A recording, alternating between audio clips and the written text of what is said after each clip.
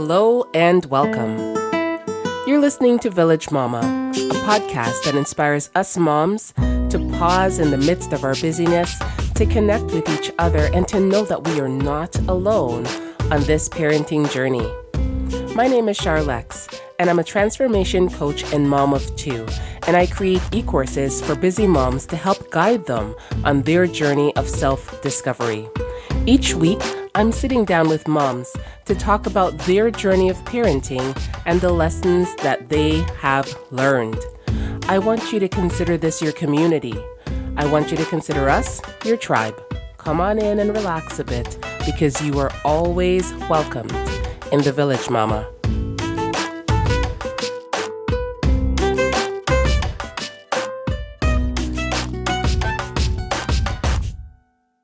Hello and welcome to Village Mama. I am here with my guest today, Marlene Spence. And Marlene, why don't you share a little bit with our listeners about you? Hey, Char. So thank you so much for having me. So my name, as you said, is Marlene Spence, and I am the mother of two. I have a boy who's 6 and a girl who is 9. We're going to talk about the drama with all that later. But I am a proud mother. I'm a wife. I'm also the owner of Cornerstone Family Services, which is an organization that is there to help and support parents. So I help and support parents and educators who are looking for, very practical, positive solutions on how to deal with those everyday to complex behavior issues that we often face with our kids. That's awesome. Thank you for sharing that. So what you guys might not know about Marlene is that Marlene has worked for years in the school system. So can you tell us a little bit about that?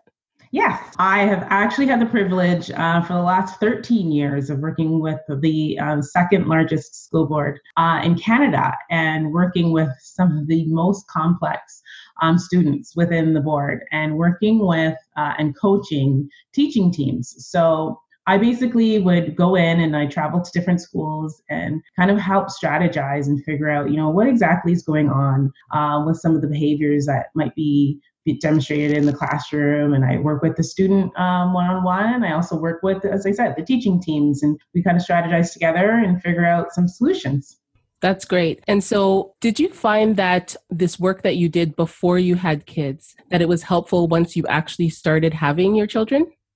Yes. So you know what? I've always had a passion. My background is in psychology and applied behavior analysis. This is my background in education. I've always had the desire, and I've always had that, why? What does that happen? Like, why, why do they do that? Why do those? And I was really intrigued with behavior.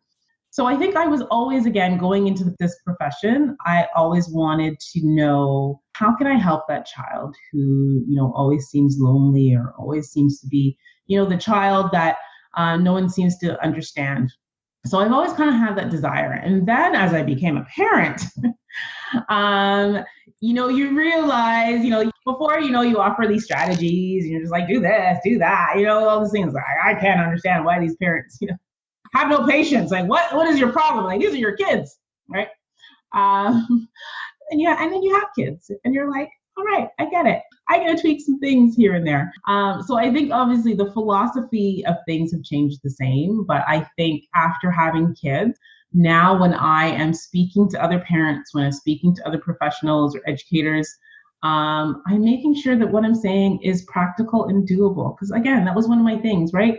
We like to go textbook. We like to, chapter 5 in this book said that you should, and the reality, you're like, come on, that's not realistic. How am I really going to do that? Like, I got 4 kids, Mm-hmm. And so again, I think having kids and being in this profession has allowed me, again, to be more understanding. And again, just being more practical, more real, and, just really letting people know that you're not alone. You're not alone. Mm-hmm. No, that's awesome. And I think that's exactly what a lot of parents need. They need Mhm. someone to understand them where they're at. They also need someone to empathize with them, And definitely, once you become a parent yourself, it really gives a whole new lens to teaching these skills. And it allows Absolutely. you to meet people with a little bit more compassion and grace, which is awesome. Yes. Yes. And so when your kids were little, when did you start seeing yourself actually utilizing the skills that you've learned? Did you start doing it right away, or did you actually find that you were doing it a little bit later on?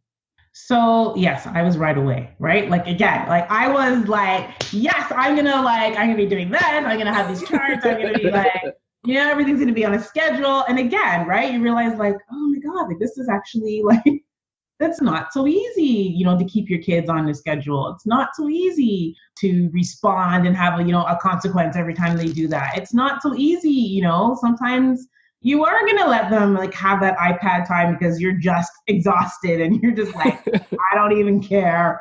You can be on the tablet right now for like 5 hours as long as I, get my time.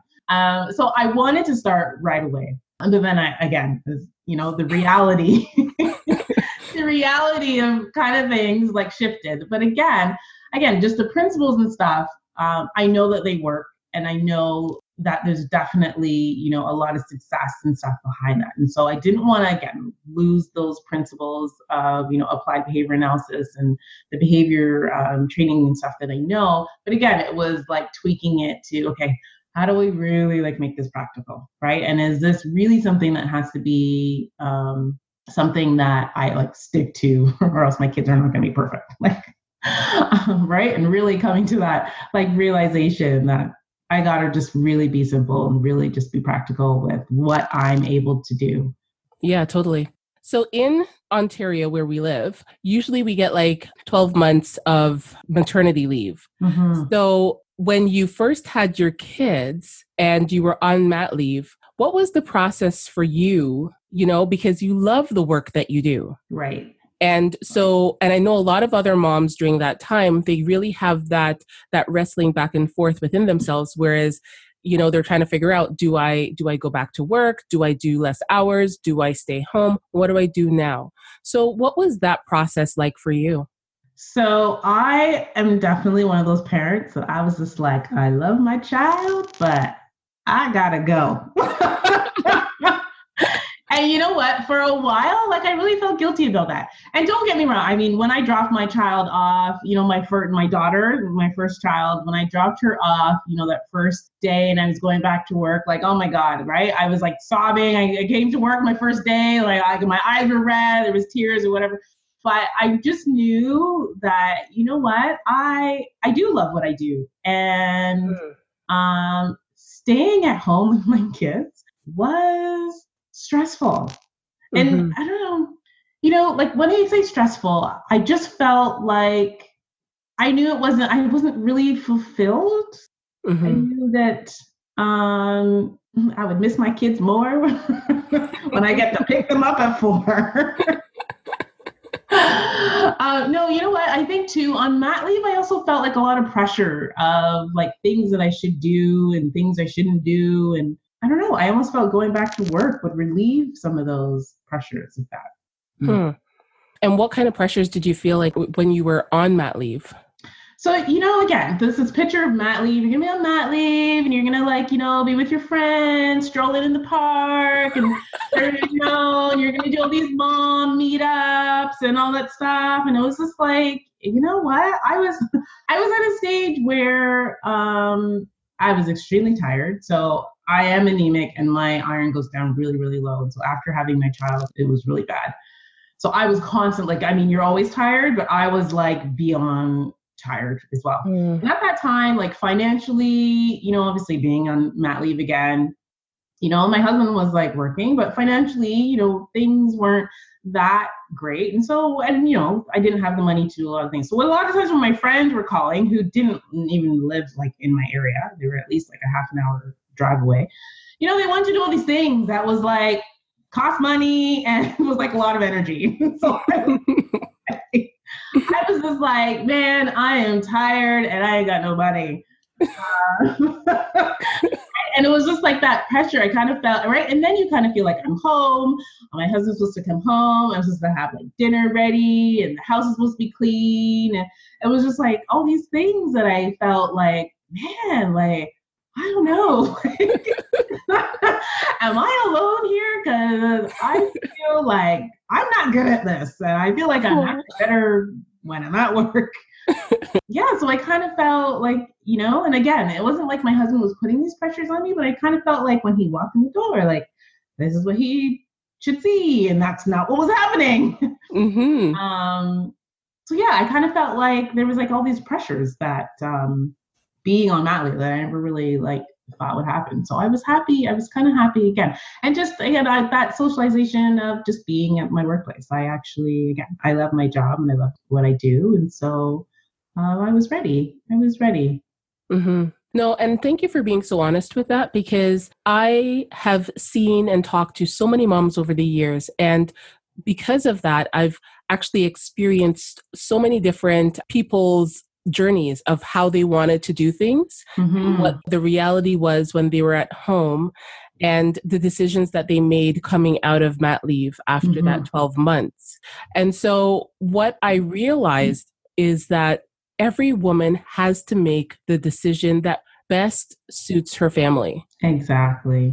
And I think too often as moms, we look at other people's decisions and we think, well, they're able to do it. I think then you feel that pressure that maybe you should try to do that too. But the truth of the matter is only one person knows if you actually should stay at home or if you should go back to work.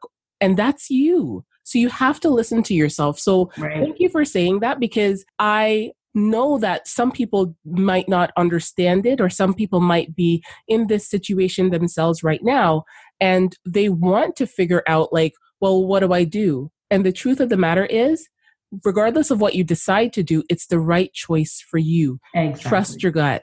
Yeah. Okay, so thank you for that. The first few years of parenting, what was that like for you? Because you were now trying to implement your strategies that you knew from the textbooks and from your experience, but then now you have your real life kids. So what was that experience like for you? Again, it was just reminding myself that I'm not perfect. And even though I might have some extra tools, in my parenting tool belt, that doesn't mean that my kids are going to be perfect. It's funny because I feel just again, being in my profession and doing what I'm doing, when I'm somewhere and my kids are like acting a fool, right? I feel that people are like, oh, wow, like, are like doing that, right? And the reality is, and even when I'm coaching parents, like, it's like, your kids are never going to be, these perfect beings, right? You do your best to shape and mold them as much as you can, and you try to teach them and things. But of course, they are people, right? And they are going to, they're going to test, they're going to try to express themselves, they're going to do, the things that they want to do, right? But again, it's how we respond and we react. So sometimes, again, it's just pulling back and saying like, okay, I got to think like, what do I really need to do in this situation? Or what would I tell other parents to do in this situation? And just taking a step back and doing it. So when do you think that you actually began to hit your parenting stride, or is that something that you're still working on? I would have to say, I think it really just goes in waves. You know what? I think there are points where you're just like, yeah, you know what? Like I've got this. I know how to handle this. I feel comfortable handling this situation. And then it's like your child is 9 and hitting puberty, and you're like, okay, I don't know what to do now. Yeah, right. And you're just like, yeah. So I think it comes in waves, right? I think again, there's times where I'm confident and I'm okay, and I'm able to be consistent in my parenting strategies and what I'm doing. And then there's times again where I completely lose it, and I'm like, I don't know like what to do. I don't know like what I'm doing. So yeah, I think it comes in waves. Mm-hmm. Yeah. I think I Yeah. totally agree with you. Yeah. I know that there's, those days that you feel like, all right, I got this. Yeah. And then there's other days that you're like, I don't got this. I don't got this. I don't got this, And right? again, I think that is parenting to me. Yeah. Right? I think that's exactly it. Because if any parent was to say that they consistently like got it all the time, I would have to be like, okay, right? Like, like again, right? Like it was like when my daughter was like 8, like I got it. Now she's 9, turning 10. I'm like, holy moly. All right. I'm in the same boat, by the way. Yes, because my daughter is also 9, turning 10 at the end of the year. And yes, the struggle is real. Hashtag that. Yeah, right? And it's just like, oh my gosh. You feel like, oh my God, like just as I thought, like I had things down, like I'm not ready for this. Yeah. But you know what? Other moms have gone on before us and they've figured it out. Yeah. Right? And we will figure it out too. Yes. I was actually just talking to a girlfriend of mine yesterday and saying that to her, she's further ahead. And it's about when you're a little bit further ahead, it's about then encouraging and inspiring the moms who are coming up right behind you, Exactly. Yeah. Yes.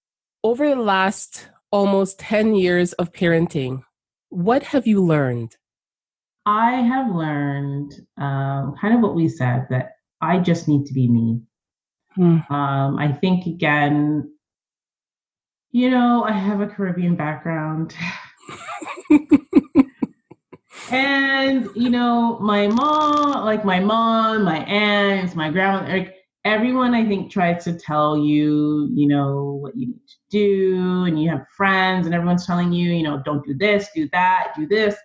And I remember too, just especially parenting in the beginning when I was like a new mom, just feeling so overwhelmed, like, oh my God, like, what do I do? Like, do I do this? Do I do this old Jamaican tradition? Right? Do I not cut my child's hair until they're 1, but I don't like it, so do it, right? So I think parenting is about, again, understanding the person that you are, really knowing, what do you want? What did I try to think of? What did I want as a child? What are those things that I felt was missing as a child? And how can I ensure that my kids, have those things? And also realizing that I can only give what I have. Right? And so, I can't get caught up in, when my kids are like, oh, well, so-and-so went here, they're going on vacation there, they went on, like, they're going on a trip across the world for the summer, right? And getting caught up in like all these things, whereas it's like, you know what? I can only give you what I have. And so understanding that I'm going to give all that I have, right? And when my cup is full, they will get like the overflow of all that I have, right? And so again, just realizing that I need to be the best parent that I can be. And there's, you kind of filter in the advice, and you filter in what's going to work, or what you think is going to work for your family, for your family values, for your own family goals, for your own family vision, and you work it out. That's perfect. Mm-hmm. Yeah, that's what it is, right? And I also have a Caribbean background too, so I understand that, and having a lot of advice, unsolicited advice. Right. But yeah, understanding that you are your own person. Yeah. And that you have to make your own choices, and you're grateful for the advice and the support, but you also need to make your own way as a mom. Exactly. Yes. Yeah. Right. And times are different. They are. Right? Yes. So again, and we know more. We know a little bit more. We have access to a little bit more information. Yeah. And so some of the traditions, when we're questioning them, it's not a pushback against the way that we were raised or our values, but it really is just questioning and saying, does this line up with the information I now know? Right. If it doesn't, and what can I take from that to put it into, now?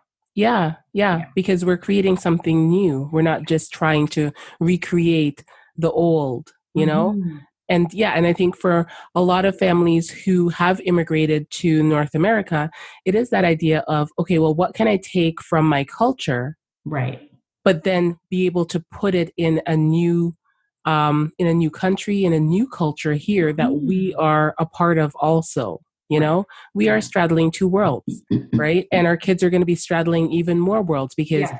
I personally think that the world of technology, that's a whole new world, you know, that, our kids are, they're natives of, and we as the parents, we're immigrants too. Yes. So there's so Yeah. many worlds that we're trying to straddle right now as moms. And so it's good to just kind of like be able to take a pause, take the things that we need and let go of all of the other things, all the other information, all of the other ways of doing that's just not serving us anymore. That's right.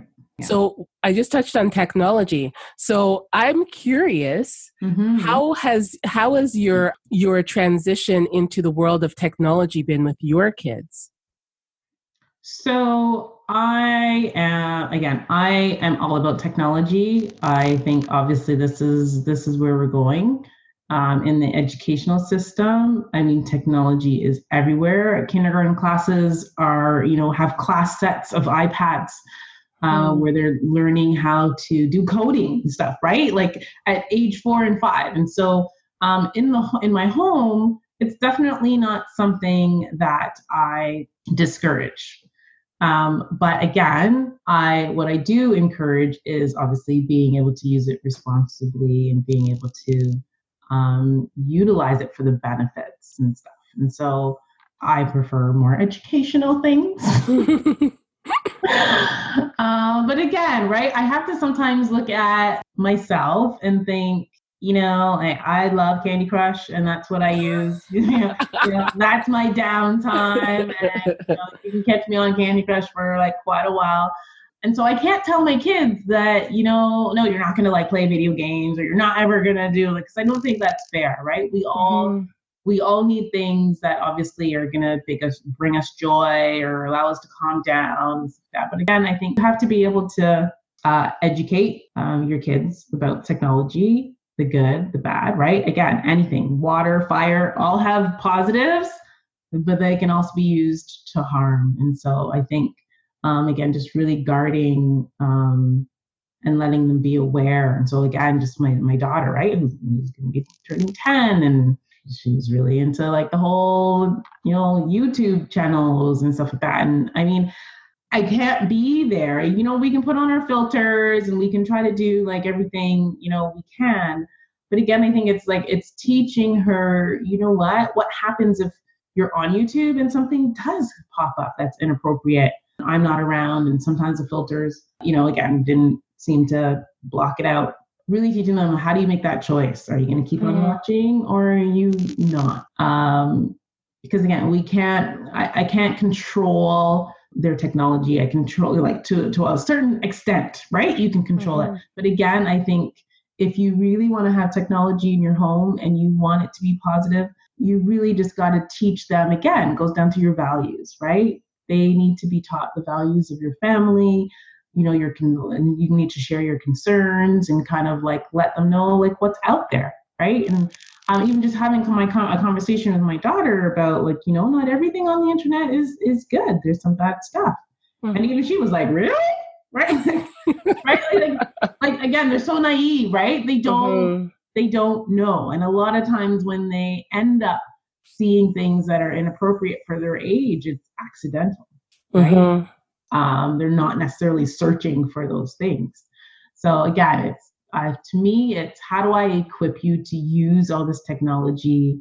I'm kind of a techie too. Like although like tech, I hate tech when it gives me problems, but I'm kind of a little gadget girl myself. So, so yeah, I definitely encourage it in the home. But again, I make sure that there are a lot of education behind it.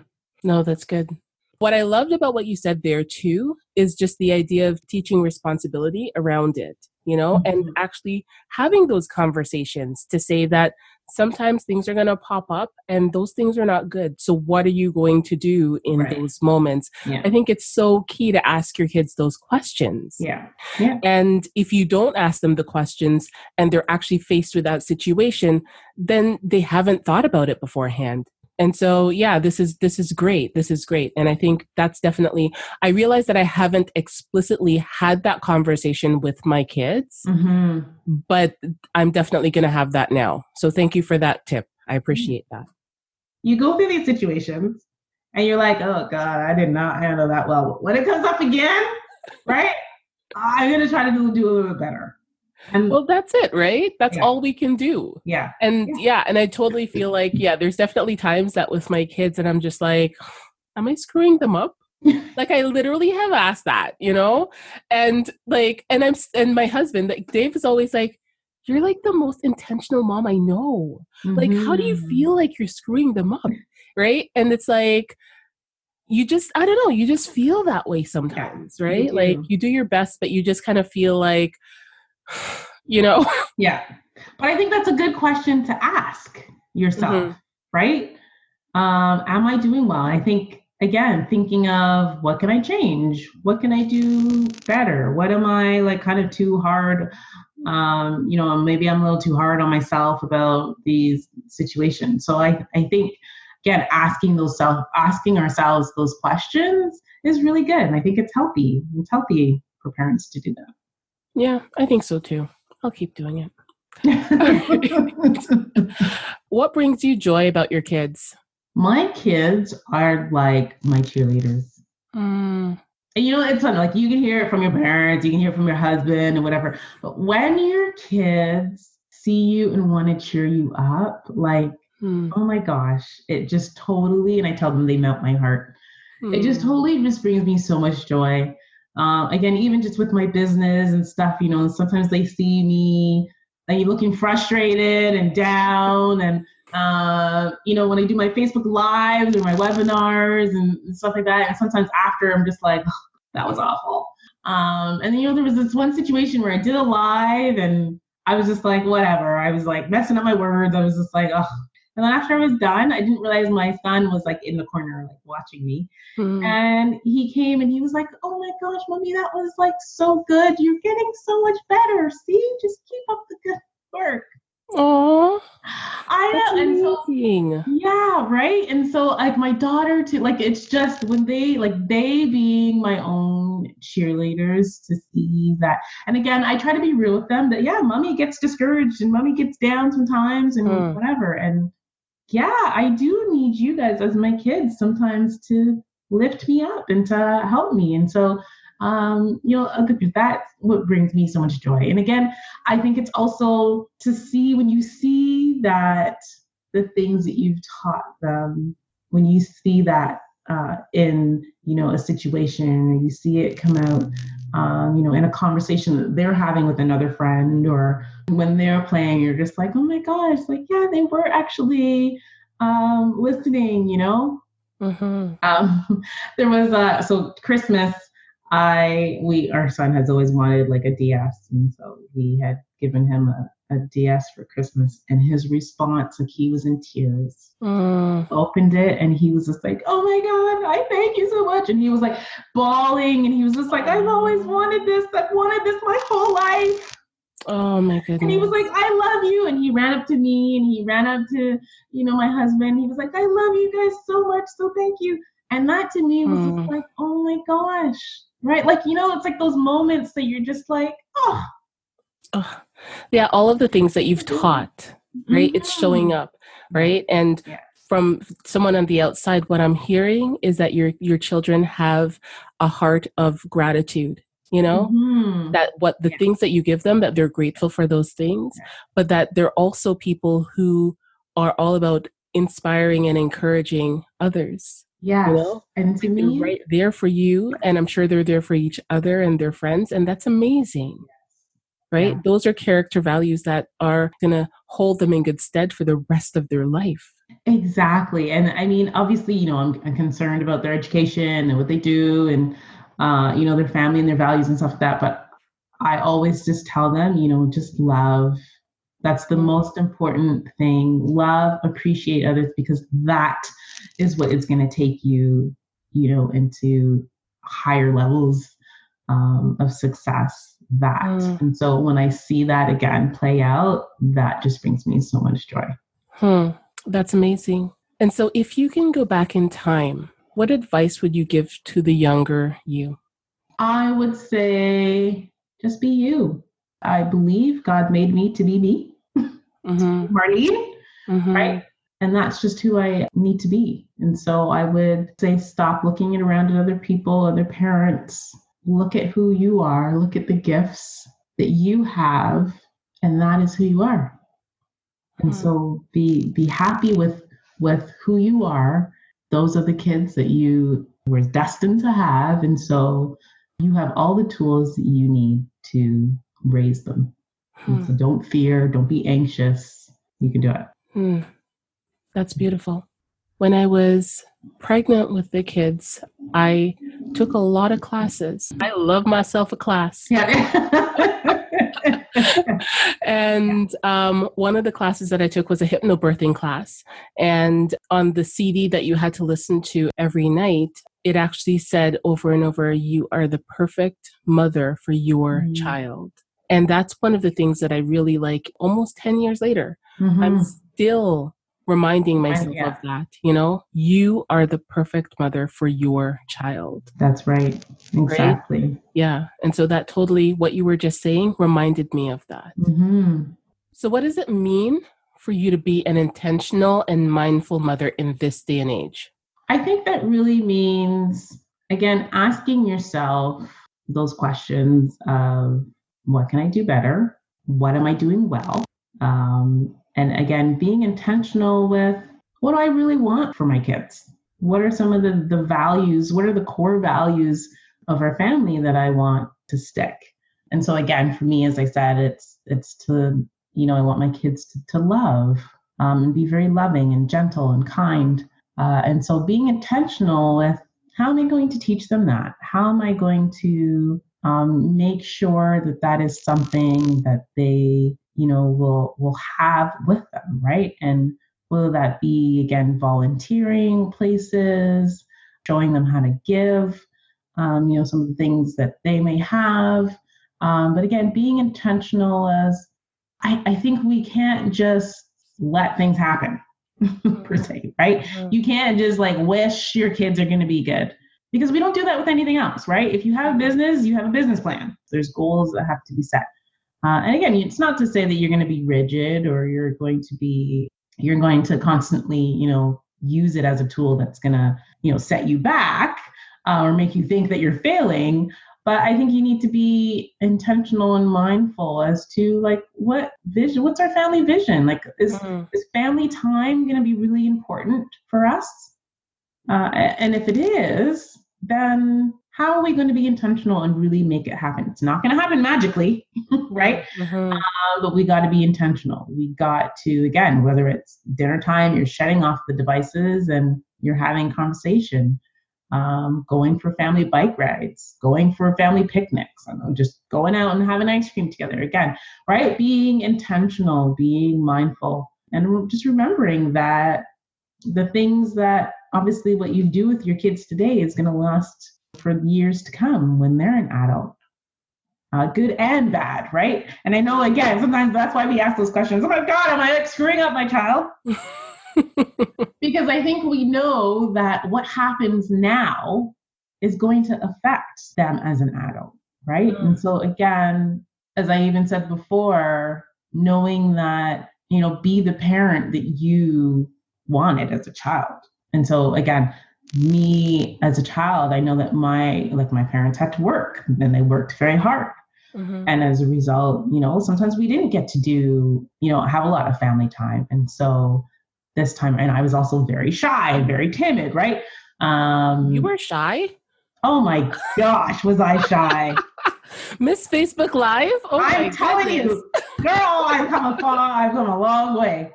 Oh my gosh, I was a kid. I would not say I did not have the confidence to say anything. I would not I was the kid that never put my hand up in class. I was at home, I would like just go upstairs to my room. Like I was like so quiet. And then again, reevaluating it was because I didn't really have the confidence, right, to speak out. I didn't feel like my parents really would hear me anyway. Mm. Even if I did try to share my opinion, I didn't feel like I was ever right.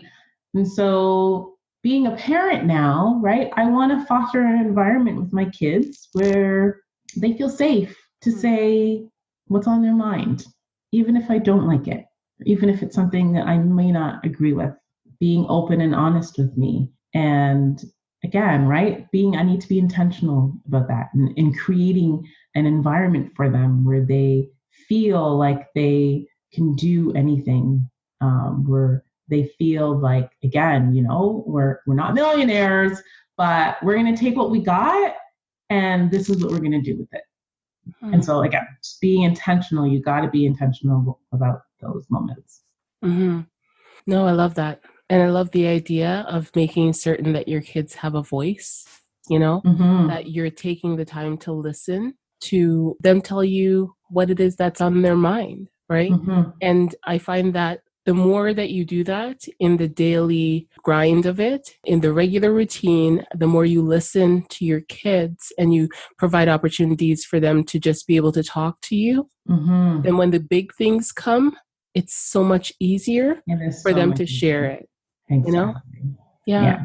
And again, right? Sometimes as parents have their children as teenagers, they're kind of like, oh, I don't know. They kind of don't say anything or whatever. But again, it's how intentional were you when they were younger with allowing them to open up and be honest without judgment and, without them feeling bad that they had come to you and said whatever they needed to say. And I think too, as moms, it's important to know that it's never too late.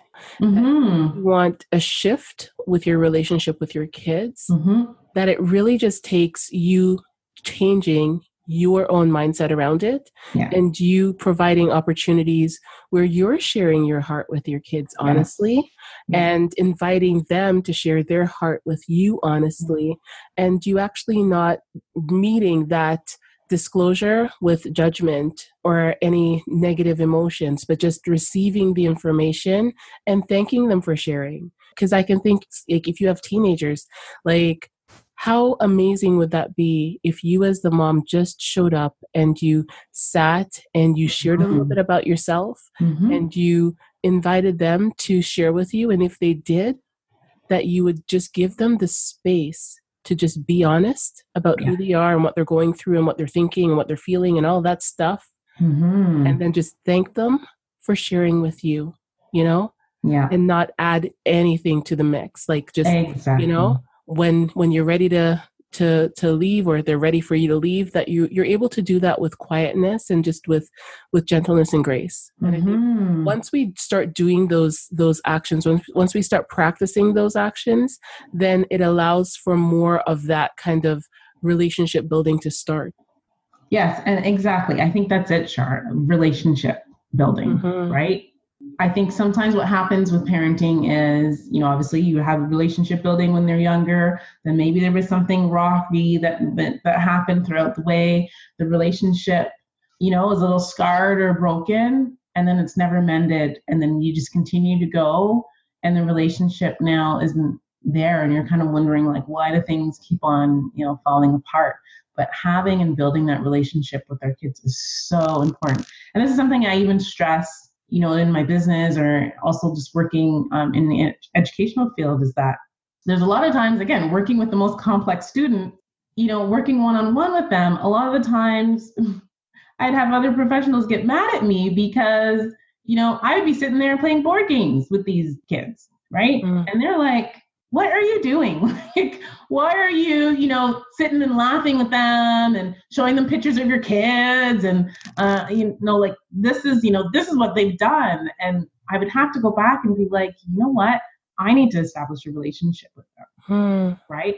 I need to show them that I'm not just this person that's coming in to control and tell you what to do and tell you what you need to change and tell you what you need to fix. I actually care about you. And so I'm going to share a little bit about myself. this is who I am. We're going to play a game. We're going to laugh and whatever. And again, I think that's also why I am so successful, because when the students or when the child's behaviors begin to change, it's because I built that relationship. And again, with parenting, it's absolutely the same, right? It's so important that we have a really good relationship with your kids. And if something has happened where that relationship has been broken, it's really important to get the help or the support that is needed in order to kind of like make amends and to pull that relationship back. Mm-hmm. Yeah. So I want you to dream about you in the future. What would you like your children to know about your experience as a mom? I would like them to know that they are so loved and cherished, and that there is nobody else that I would want as my children, and that they've brought me so much joy and happiness beyond anything I could ever imagine or ever have, and that they are definitely, have made me a better person and have changed my perspective and look on a lot of things. And again, I am who I am because they have helped me get there. That's great. And so if you could offer your kids a blessing, that they could listen to this podcast sometime in the future, what blessing would that be to them? I would bless them with peace, strength, encouragement, love, and let them know that they're never alone. There's a higher power that's always there to guide, and there's family that is always there, and there's people around that have been sent to help and to encourage. And so there's a purpose for you to be here. And so walk in that purpose and be confident in that. And that is what true success and happiness is, walking in what you've been called here on earth to do. So this is the last question, Marlene. I want to thank you for being here with me. I'd like you to share with the moms out there any words of wisdom that you would want to pass on to them. Be confident in who you are. Be confident in knowing that your kids are your kids for a reason. Even though when it seems like things are tough, things are too much to bear, know that you can do it. Don't be afraid to lean on other people that are around you. A lot of people think, I don't have family, so, I don't have anybody. But sometimes it's those friends, sometimes it's that neighbor, sometimes, I truly believe that there's always a network of people around you. And sometimes it's just a matter of really opening up yourself and your eyes to be able to see who's around you for that support. The second thing I would say is be intentional and have a plan. I know one of the things, and that's something that, again, I think this is the reason also why I even just created my own business, is that a lot of times we go throughout parenting and not really having a plan. And we kind of just go on a whim and think things are gonna, somehow work out without being intentional about it. And so I would say, have a plan. What are the values? What are the things that you really want your kids to be able to know and be able to remember when they're an adult? And then again, don't use the plan as something that's gonna, as a negative, right? But again, you need to have a plan in order to be intentional and be more mindful about what are the things that are going to be important, what's important to your family, and really thinking about how it's going to get you there. And don't be afraid to ask for help. Don't be afraid to get the support that you need, because parenting isn't something that you do on your own. To me, I really believe it takes a village, right? And again, your village could be friends, families, neighbors, whoever it is in your community to help you. You've now reached the end of another episode of Village Mama. If you're enjoying it, I would love for you to subscribe so you don't miss any episodes, And also give it a 5-star review on iTunes. It's very much appreciated. Thank you. So until next time, keep treating yourself and others with compassion and grace. Take care.